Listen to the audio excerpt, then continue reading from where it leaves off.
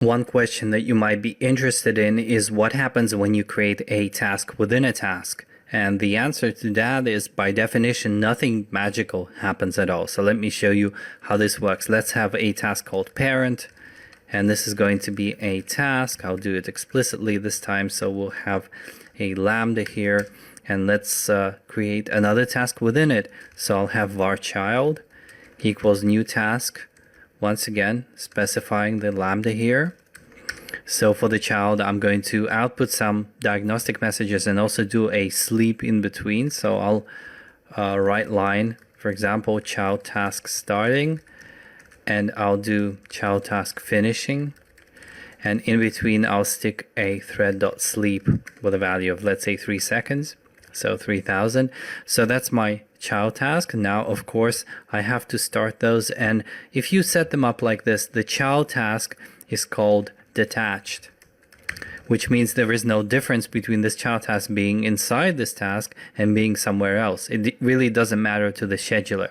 They all scheduled and they all execute under the same rules effectively, so there is no magic happening here. So in this case, what we can do is we can, for example, inside the parent, we can do child.start, and outside what we can do is we can do parent.start, and then we can try waiting on it. So for example, I can try parent.wait like so, and catch obviously aggregate exception once again, and we'll go through the motions once again. So I'll say a.handle, just get the exception and return true, like so. So that's essentially everything that we would need to set up a task within a task. And if we execute this, well, nothing happens. And the reason nothing happens, of course, is that as we have our task, as we have our child task, we're not really waiting on it. And because we're not waiting on it, that means that we can actually finish waiting on the parent before the child has completed. So the idea of child tasks is that you can set up a special relationship between the parent and the child, such that waiting on the parent automatically waits on the child and forces the child to be completed before you kind of exit the program. So this is done easily. If you look at the arguments of child here, when you make a task, if you do a comma here, you'll see that there are plenty of options here. There are cancellation tokens that you can specify, and let's take a look at different code completion options. We'll find the right one eventually. There are lots here. The one we're after is called task completion options, or task creation options rather, and these define how your task gets created. And one of the options we're interested in is called attach to parent. Now what happens here is that this task is now attached to the parent.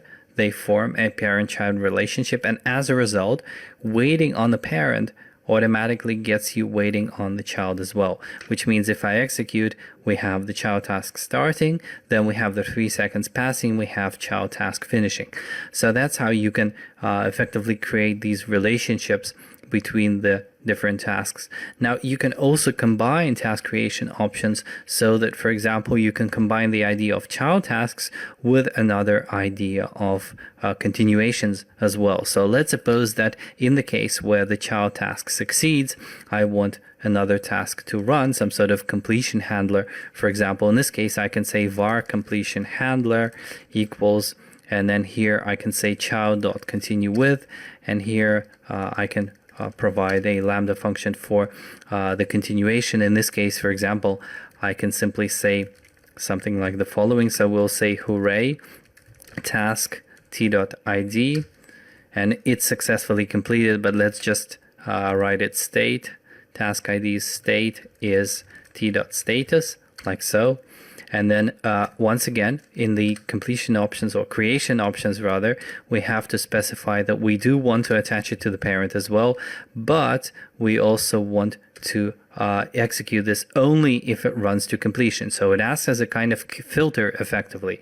So here I can specify that it will only be executed if the previous task ran to completion.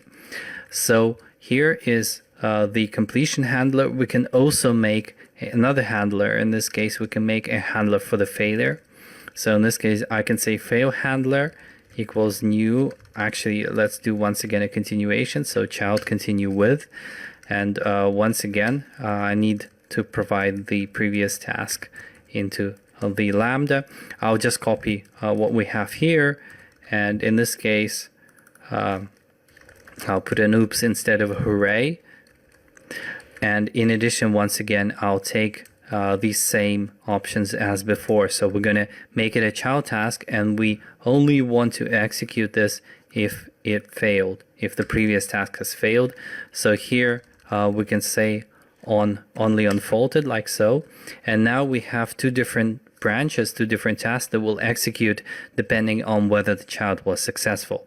So here we can execute both of these. Let's actually run and see what happens in the original case. So here's the child starting, here's the child completion, and hooray, the task state is run to completion, so everything is okay. However, if I go back into the child and I throw a new exception of some kind, let's actually execute and see what happens. So after the child task is finished, we instead execute the faulted task because that's what we specified using the task continuation options.